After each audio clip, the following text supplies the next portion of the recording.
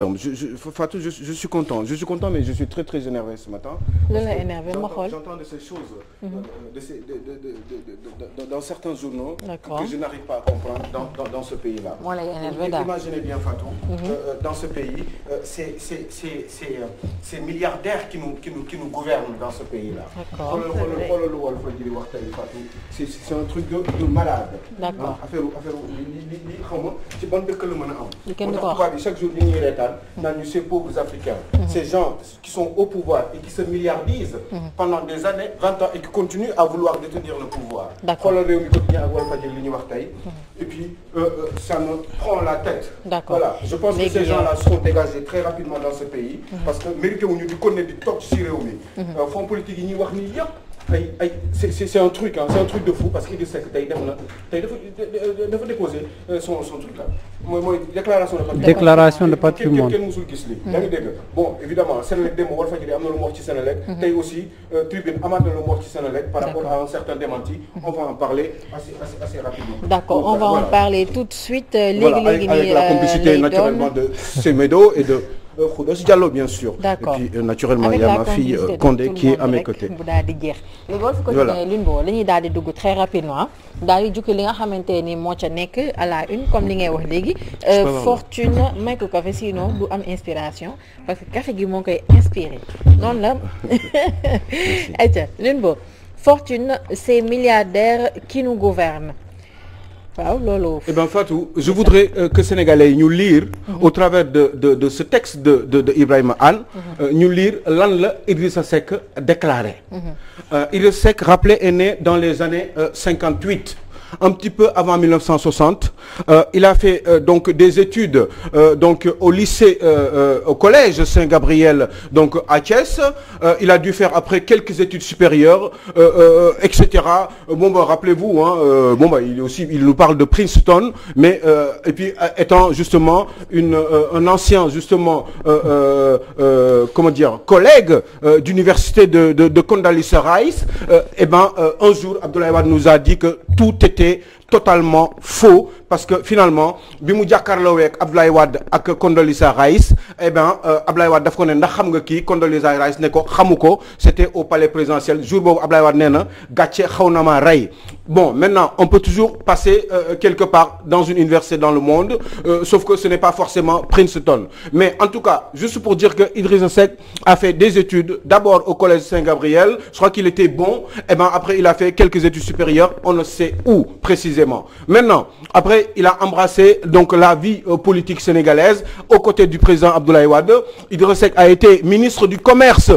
du Sénégal dans les années 94, pendant la période où justement il y avait ce gouvernement je sais plus moi d'union nationale ou élargi avec le président Abdou Diouf. Bobu Abdoulaye Wade ministre d'État la woon, Idrissa Seck était ministre du commerce. Donc, c'était dans les 94 ba léegi, je vous rappelle, chers Sénégalais, que 26 ans, moo ci teg ëpp na ñaar fukki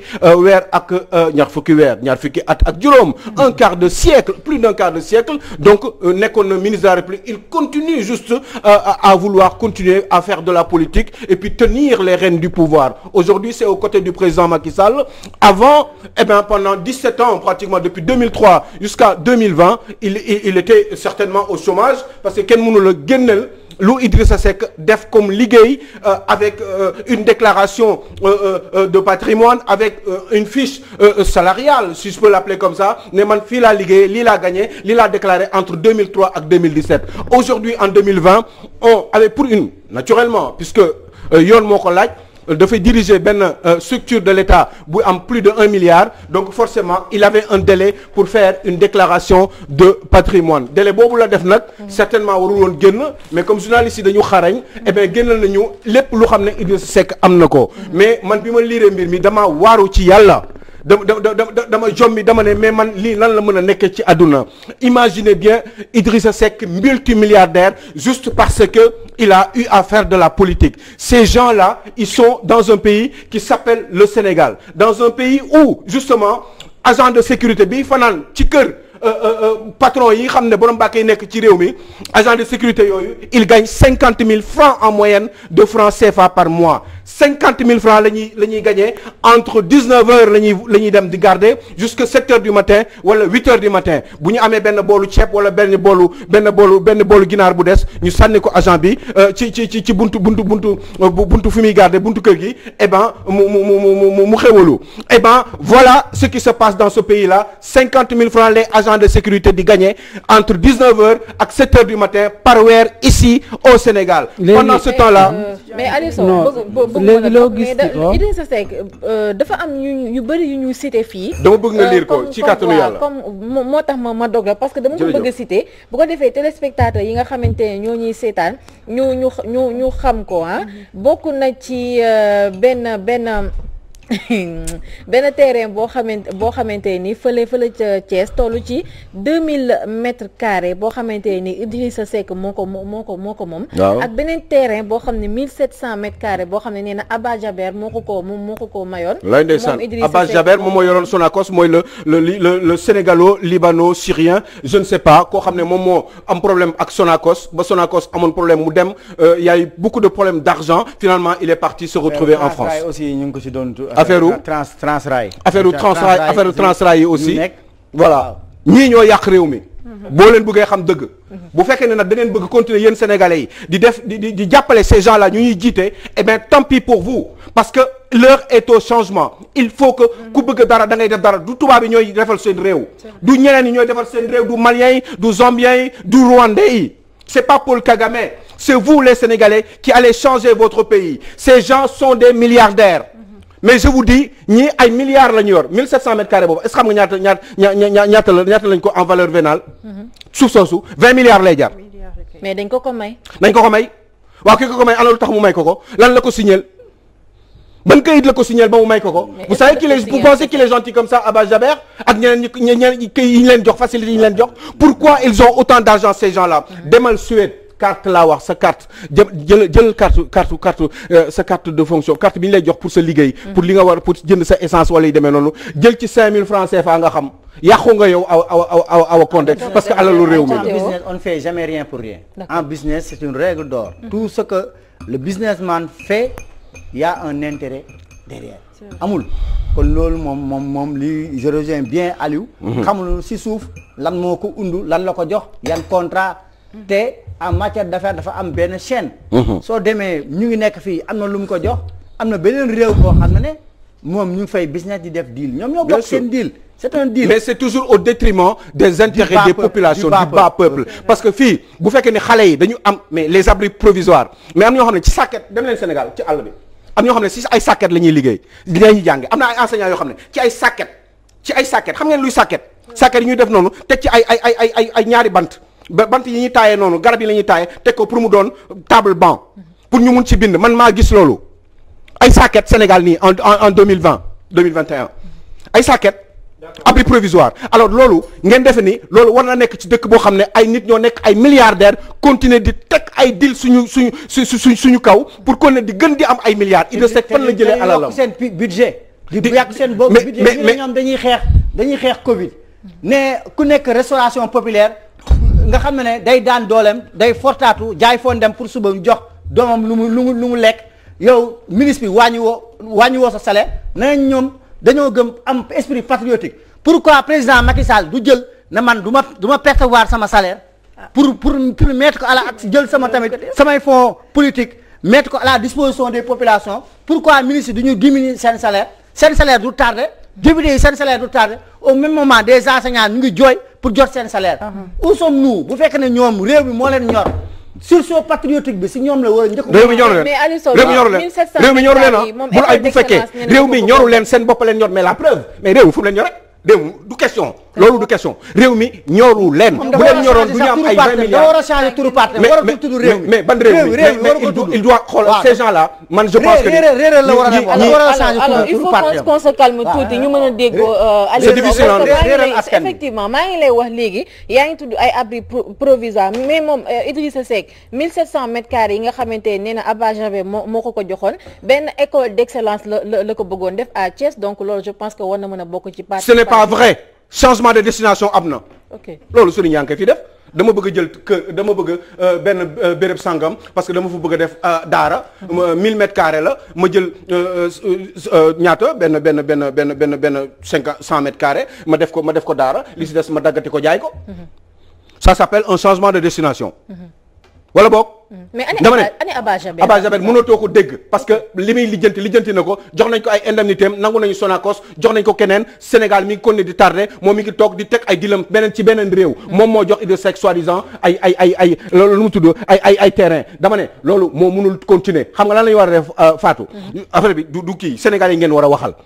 mais wax leen ñu xam lan moo xew ñii nga xam ne ñii ce sont tous xam nga quand je dis des fois ils se sentent offensés mais quand je dis c'est tous ñoom ñoo ay sàcc lañ mais lii lan la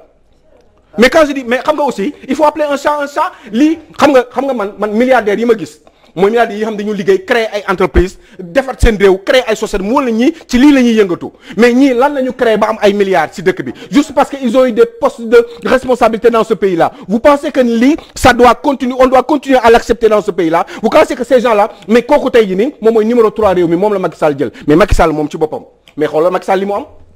da nga bëgg xam Macky Sall ñaata la am ci espace su 20 ans mais ce n'est pas possible mënul nekk nit mënoo liggéey mënoo bañ mënoo c'est pas vrai. alors Khoudo je pense que depuis tout à l'heure yaa ngi si bëgg a àddu alors dañ lay bàyyi. nañ ko changé du réew mi nga daal di si ñëw ayca ñu déglu Khoudo. bëggoon naa nga wax sénégalais yi parce que commencé nga citer nga yeggale ñu xam exactement lan ak lan la ñu ko ne moom la moom pour que tam sénégalais yi mën a xam beneen affaire bi mooy. Idrissa Seck deuxième la arrivé ci présidentielle bi. cela veut dire que la mu nekk tey xëy na du moom sénégalais yi tamit ñoom ñoo ko fabriqué parce que aussi il faut accepter dans ce pays là que ko nga xamante ne fu mu ne nii yaa ngi jiite ay mbooloo dafa am ñu nga xamante ne non seulement tu t'enrichis mais c'est en complicité avec les sénégalais tu enrichis aussi d'autres sénégalais li nga xamante ne moom moo grave c'est que fu mu ne nii mën nañ ko reprocher Idrissa Seck mais moom moo laajte présidentielle lu toll ci 20% ci askan wi votel ko quelque part aussi Aliou Sow c'est vrai que mën nañu acharné mën nañu leen ko jiiñ mais sénégalais yi ñi nga xamante ne ñoom ñooy tànn parce que Idrissa Seck mi ngay wax ni tey suba bu demoon encore élection dina am ñi nga xam ne ñoom ñooy ne ils font confiance à Idrissa Seck finalement est-ce que du sensibilisation citoyenne moom mooy waral ñu mën a xam réellement kan la ñu war a jiital. Khodos, pourquoi je suis là? Pourquoi vous pensez que je suis là juste par hasard? Hein? Je pense que personnellement, en toute humilité, j'ai des choses à dire dans ce pays-là. J'ai des choses qu'il faudrait que je dise pour que Sénégalais mën a espérer am ay changement parce que yërmande parce que Sénégalais dañ leen war a yërëm ndax dañu sonn pour cela dafa am ñoo xam ne dañ ko war a wax am na ñoo xam ne mais vous savez Khodos moi je peux croiser les bras tranquille hein moi je peux faire le tour du monde hein fu mu neex mën naa dem ci àdduna bi fu mu neex mais si j'ai choisi de faire ça c'est parce que dama am loo xam ne dafa ma metti ma bëgg ko changer parce que li ñuy teg Sénégalais yi loolu moo insupportable et il faut le dire maintenant Sénégalais est-ce que c'est niveau de maturité parce que loolu aussi daf ciy jouer depuis 20 ans depuis 30 ans ces gens-là boo gisee may cité ñoom li ñu def yëpp depuis 20 ans depuis 26 ans lui qui est milliardaire il était président il était ministre du commerce ba tey mi ngi kon ne di jiite réew mi ñooñu il faut nga wax sénégalais ñii fan la ñu jaar pour ñu xam ubbi seen ba parce que sénégalais dofuñu dañu xamul et puis dañu sonn et puis talluñu ko donc des fois il faut nga jël sa temps di leen expliquer exactement ce qui se passe avec ces hommes politiques là pour que ñoom bés bu ñuy décider mu changer te je vous assure d'une chose te lii nii dina am njëriñ ëllëg parce que ñeneen dinañ ñëw wax la même chose il y a Théodore il y a toi il y a plein de gens qui sont là Khodos amuloo 40 ans te bërki démb te say grand yi mel lu ñu woon nii tey ni ngay xalaatee nii gars yi mënuñu xalaatee noonu on est en train de changer ce pays là te il faut le faire il faut continuer à résister parce que c'est une question de résistance aussi parce que y a l'argent qui est en face am na kuy wax ne ni ma compal mais man ku ñu compal laa man damaa namm dara man damaa faale yooyu oui. nee naa la boobu loolu peut-être loolu waxal teg ko ci suuf boobu teg ko ci suuf. waaw. non sa xol mooy métti parce que vous dites que ni xam nga ni man jomb naa di am 20 milliards man. parce que dama nekk homme politique ci réew boo xam ne nit ñi bu ñu añee du ñu reer boo demee hôpital Dantec xool am na ñoo xam ne ñu ngi ci buntu hôpital bi je vous assure d'une chose man maa ko gisal sama bët dañuy toog ni jàpp seen ñàmbur seen musóor yi fireeku ñu ngi jàkkaarloo hôpital Dantec dafa jàkkaarloo benn pharmacie xoolal dañuy xaar ku ñu romb pour ñu mottali leen ndax dem nañ ci pharmacie bi ñëwaat seen malade baa ngi ci biir de dugg nañ ci pharmacie nee nañ leen médicament bi 15000 lay jar ñoom 9000 la ñu yor ñi ngi soxla 6000 francs ndaw saa ngi soxla 6000 francs pour ñu may ko nit ñaa ngi romb ñii am na ñu koy may 1000 francs ñii xëy na peut-être may guñ ko xaalis bi matul léegi mënul duggaat ci biir hôpital bi pour indi médicament bi mi ngi toog ci buntu bi di espérer kenn dina ko ñëw mottalil alal bi weccit bi mu yor pour mën a delluwaat ci pharmacie bi pour mën a jënd médicament pour mën a delluwaat dans un pays comme ça des gens on entend des gens qui sont milliardaires mais nan saxool nan nga mën a nangu loolu nan la nit mën a xool di ko nangu Aliou Sow il faut que ma continuer liste bi nga xamante ni Walf Quotidien def nañ ko ci biir bokk na ci benn demeure personnelle fële ca Mermoz benn domaine fële ca Almadies villa fii nii ci Patte d'Oie ak benn appartement à Houston waaw moom Macky Sall eh ben super moom Idrissa Seck eh ben bravo mais c'est normal parce que ni le Sénégal teewee nee nañu ñoom la yàlla teral ñoom ñoo yéeg ci kaw ñoom ñoo war am alal ñoom ñoo war a toppatoo seeni doom ñoom ñoo war a wax les versets du Coran ñoom ñoo war a citer ñoom ñoo war a wax ay baatu alxuraan ces tricheurs là ñoom ñoo war a def lépp parce que ñoom la yàlla jiital ñeneen ñi ay baro lañu yàlla dafa yërëm doomu aadama yàlla dafa bëgg doomu aadama yàlla bëggul kuy toroxal doomu aadama ñoom dañuy toroxal doomu aadama ba pare di laxatu ci ginnaaw alxuraan di wax ay waxu dof gis nga fii Sénégal gars yi dofuñu tubaab yaa ngi fii mais nañu fàttali leen nag réeral askan bi la dootul réew mi waaye nañu xam ne nag yàlla justice divine loo def na nga xalaat yàlla yombal xiyaam am na de waaye balaa ñoo yegg ci yàlla yombal xiyaam dama ne yombal xiyaam am na de balaa ñoo yombal xiyaam am na waaye balaa ñoo yegg ci yàlla nañu lijjanti suñu problème ba pare ñun parce que fii non mais ñun dañu war a teral doomu aadama dañ leen war a teral fii nit dafa man maa mënul imaginer dëkk boo xam ne nit bu amul dëkk bi bu ndoolee garaw ñu ñafe quoi pour mu suqali ko waaye dëkk bi boo xam ne